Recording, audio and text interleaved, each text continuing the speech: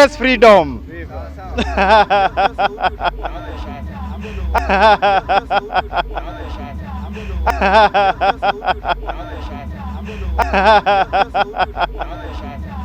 My name is Boniface a human rights defender based here in Kisumu, working with the organization Kisumu Peace and Justice Center.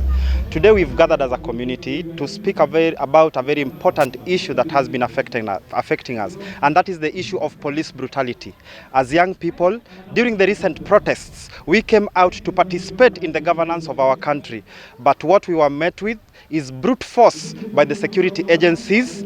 We were met with a lot of violations, especially by government institutions. Today we've gathered here in the community of Nyalenda that also witnessed a lot of these violations to have a community conversations and find a common ground where we can work together as a people, as the government institutions, as security apparatus like the police, IPOA, LSK, and find a way of ensuring that we don't witness any other form of violations, especially during protest, as it has been here, as it has been common here